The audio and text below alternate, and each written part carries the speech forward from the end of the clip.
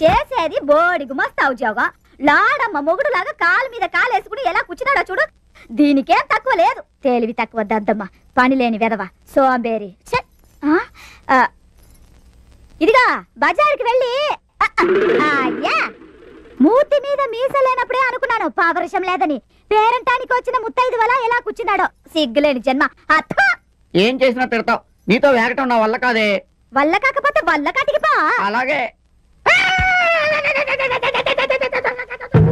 జై సద్గురు. తమరెవరు స్వామి? నేను ఒక సన్యాసిని, నువ్వు ఒక సన్నాసివి. అంత దారుణమైన నిర్ణయానికి ఎందుకు వచ్చారు స్వామి? కూర్చోనైనా. అలాగే స్వామి.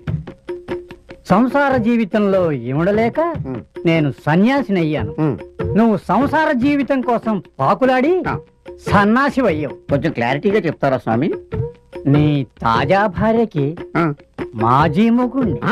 అలా అయితే మీరు మా అన్నయ్య అనమాట. అన్నయ్య అన్నయ్య దాన్ని తీసుకెళ్ళటానికి వచ్చావా? త్వరగా తీసుకో అన్నయ్య. ఎవరితో మాట్లాడుతున్నా? ఎవరొచ్చారు? ఓరు సత్యబాబు, నువ్వట్రా? అప్పుడెప్పుడో సలూన్ కి వెళ్ళి గడ్డం కీంచుకొస్తానని చెప్పి ఇప్పుడు ఇంత గడ్డం పెంచుకొస్తావా? నీ దినం పెట్ట, నీ జిమ్మడిపోవడం, నువ్వు నాశనం అయిపోవడం. నువ్వేంట్రా మాట్లాడా? వీడి గడ్డం నేను ఏమన్నా గీకుతానని చెప్పానా? ఎలా బ్రదరు?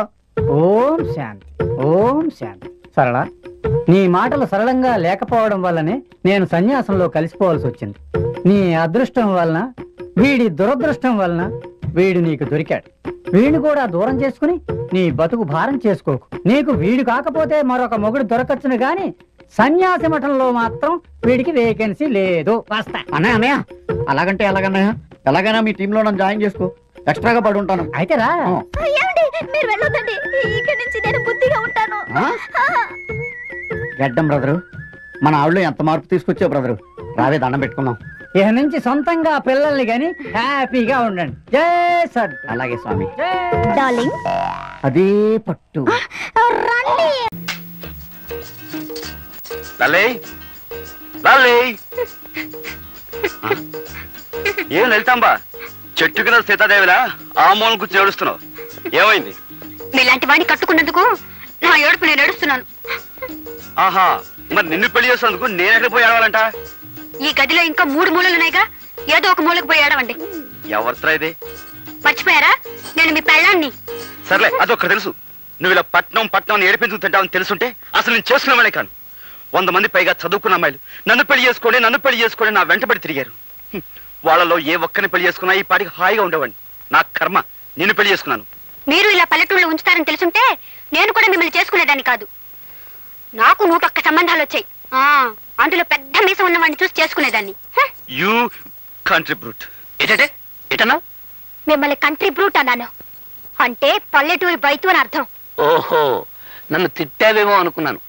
అవును, నేను పల్లెటూరు బైతునైతే నువ్వు చదువుకున్న బైతువా? కరెక్ట్, నేను చదువుకున్న బైతునని ఒప్పుకుంటున్నాను. ఇదిగో మన తగు రేపు వాయిదా వేద్దాం. కమాన్, లెట్స్ గో టు బెడ్. నేనేమన్నా మీకు పర్మిషన్ అనుకున్నారా? ఆకలైతే మీకు వండి వడ్డించడానికి, అవసరమైతే మీ పక్కలకు రావడానికి. పని మనిషిని పక్కలకు రమ్మంటే పళ్ళు రాలగొడుతుంది. రాలగొడితే రాలగొట్టండి, కావాలంటే మళ్ళీ కట్టించుకుంటాను. కానీ నేను మాత్రం ఇక్కడ పడుకోను. నేను బయటికి వెళ్ళి పడుకుంటాను. నువ్వు బయట పడుకుంటే బామ్మకి గొడవంతా తెలిసిపోతుంది. నా మాట నువ్వే. మీరు నా మాట విన్నప్పుడు నేను మాత్రం మీ మాట ఎందుకు వినాలి?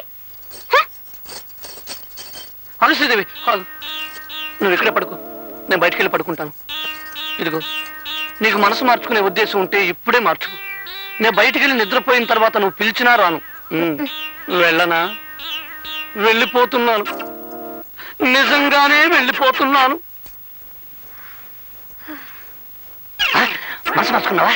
ముందు మీరు బయటకు వెళ్తారా లేదా?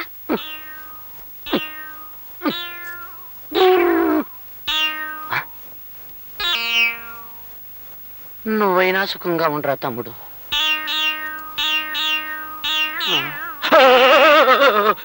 నువ్వరా తమ్ముడు?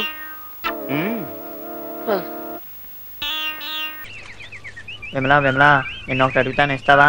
ఏంటిది? అది వచ్చే శనివారం మన స్కూల్లో ఫంక్షన్ ఉంది కదా. అవును. ఆ ఫంక్షన్ లో మేము నాటకం వేస్తున్నాం. అందులో నాది ఆడపిల్ల వేషం. ఏంటి ఆడపిల్ల వేషమా? ఎందుకలా నవ్వుతావు? ఆడపిల్ల వేషం వేయటం అంత ఈజీ ఏం కాదు తెలుసా? సరే, ఇప్పుడేమంటావు? మరేమో ఒక్కసారి నీ లంగవని ఇవ్వవా ప్లీజ్? నా లంగా ఓనియా? అమ్మో నేనివ్వను. అయినా మీ అమ్మనో చెల్లినో అడగొచ్చుగా. నాకు చెల్లి లేదు, అమ్మ లంగా ఓని వేసుకోదు. నా డ్రెస్ నీకు ఇస్తే మా ఫ్రెండ్స్ అంతా నన్ను ఏడిపిస్తారు. నువ్వు నాకు ఇచ్చావని నేను ఎవ్వరికీ చెప్పను. ప్లీజ్ ఇవ్వా. చెప్పకపోయినా నా డ్రెస్ నువ్వు వేసుకొని అది మళ్ళీ నేను వేసుకొని చీ నాకు సిగ్గేస్తుంది బాబు. ఓ అదా, నేను వేసుకున్న తర్వాత నీ డ్రెస్ని బాగా ఉతికించిస్తాలే. ఉతికిస్తావా? మొహం చూడు మొహం. ప్లీజ్ విమలా, విమలా ఇవ్వా ప్లీజ్. సర్లే అలాగే ఇస్తాను, కానీ నేను నీకు ఇచ్చినట్టు ఎక్కడైనా చెప్పావో thank you Vimala, thank you thank you thank you thank you very much.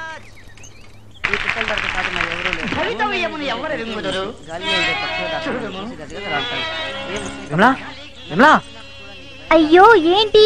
ఇటు రమ్మంటుంటే.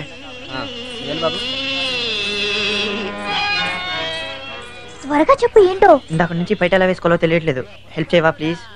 అయ్యో రామా, సరే దిగు. ఈ పెట్టెల దొరకు సాటి మరి ఎవరూ లేరు. భూమి మీద నివసించే ముందు ఇది పట్టుకో. నుంచి గాలిలో ఎగిరే పక్షుల దాకా నన్ను చూసి గజగజలాడతాయి.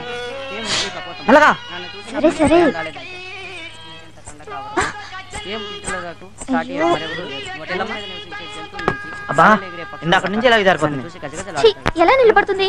ఇంతకంటే మంచి వేషం దొరకలేదా నీకు? ఆ? నేను ఇప్పుడు వస్తాను రా. ఇవి పెట్టుకుంటే బయట నిలబడుతుందా? అయ్యో సిగ్గు లేకపోతే సరే. మొహం చూడు మొహం. విమలా, విమలా పిలుస్తుంటే వెళ్ళిపోతావేంటి? లేదు, ఏడుపు ప్రాక్టీస్ చేస్తున్నాను. ఇన్ని కష్టాలు పడేది మనం కలిసి సుఖంగా ఉండడం కోసమే కదండి. మంజు, నిజంగానే చెప్తున్నావా లేకపోతే నా చేత బాగా వంట చేయించడానికి చెప్తున్నావా? అదేం మాట అండి, నిజంగానే అంటున్నాను. నేను ఆ రోజు కోసం ఎదురు చూస్తున్నాను. అప్పుడు నేను ఎవరికి భయపడకుండా నిన్ను ఇలా దగ్గరకు తీసుకుని మంజు మంజు మాట్లాడవే మంజు. ఎంత ధైర్యం నీకు? కాలు సరిగ్గా మాత్రం నా మీద పడతావా? కాలు జరగడం ఏమిటి?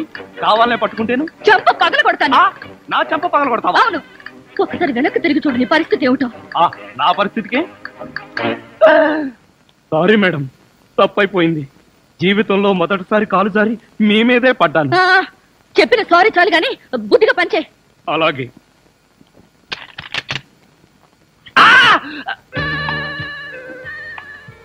నీ గ్రాఫ్ ఏమిటో నాకు అర్థం కావడం లేదే. అర్థం కాకపోతేనే మంచిది. నువ్వు అన్ని విచిత్రంగా చేస్తావే. ఈ మధ్య చేయడం మానేశానండి.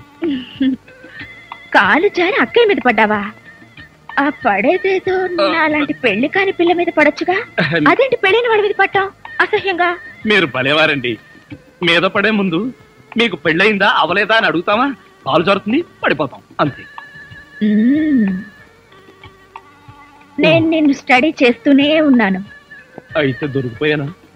దొరక్క ఎక్కడికి పోతా? అయినా కవ్వించే ఆడపిల్ల ఎదురుగా ఉంటే నీకెప్పుడు నోరూరలేదా? ఆడపిల్లని చూస్తే నోరూరలేదు కానీ అల్లపచ్చడి చూస్తే మాత్రం 4-5 సార్లు నోరూరింది. నీ ఊరగాయ రొమాన్స్ నువ్వు.